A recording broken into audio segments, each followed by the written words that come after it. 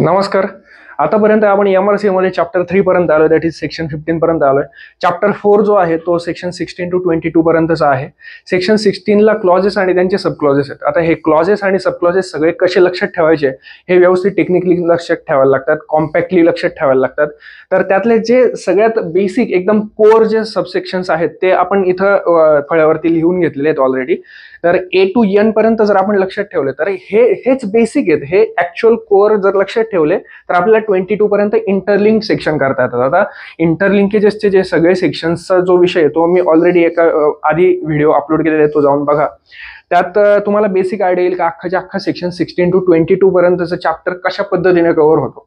तर आपण सुरुवात करू की समजा सेक्शन 16च्या क्लॉज 1 मध्ये जे बेसिक सगळे सबसेक्शन्स आहेत ते कसे लक्षात ठेवायचे. तर ए मध्ये आहे डॅमेज ऑर डिस्ट्रक्शन.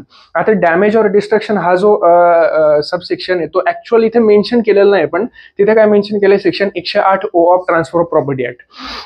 आता 108 O of transfer of property act मध्ये त्याची वर्डिंग आहे डॅमेज ऑर डिस्ट्रक्शन. त्यानंतर आहे इरेक्शन ऑफ परमनंट स्ट्रक्चर. आता हे दोन कॉम्पॅक्टली कसे सोबत लक्षात ठेवायचे तर यांना एक्सप्लेनेशन्स दिलेले आहेत. कसे एक्सप्लेनेशन दिलेले आहेत, damage or destruction does not includes किंवा erection of permanent structure does not includes. तर ते आपण पुढच्या व्हिडिओमध्ये इन डिटेलमध्ये बघूयात. ठीक आहे, तर हे दोन व्यवस्थित लक्षात ठेवले.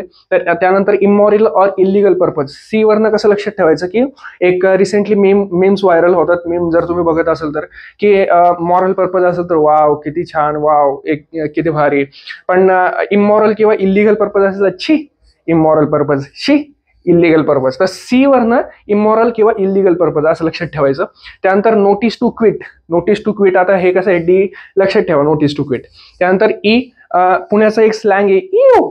इयू हा जो स्लँग आहे त्याच्यावरनं E U, that is E वरनं अनलॉफुल सबलेटिंग असं लक्षात ठेवणे.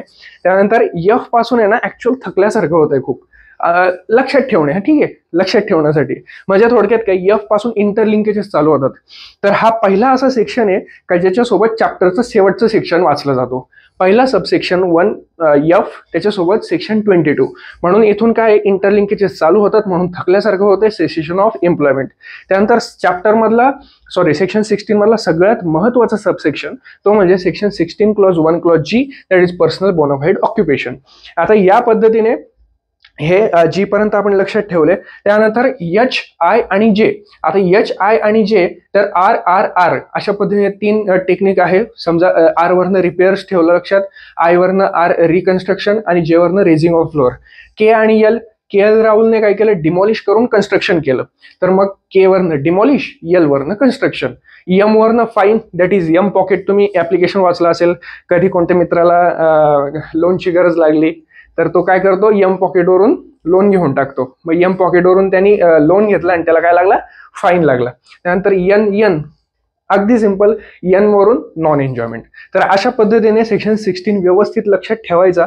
म्हणजे त्याचं कसं लक्षात ठेवायचं तर त्याचे कोर सबसेक्शन्स आधी लक्षात ठेवायचे, त्यानंतर इंटरलिंक केलेले सेक्शन त्याच्यासोबत वाचायचे आणि त्या हिशोबाने अख्खाच्या अख्खा चॅप्टर कॉम्पॅक्टली लक्षात ठेवायचा. तर आपण सेक्शन 16 to 21 पुढच्या व्हिडिओमध्ये नक्की बघूयात.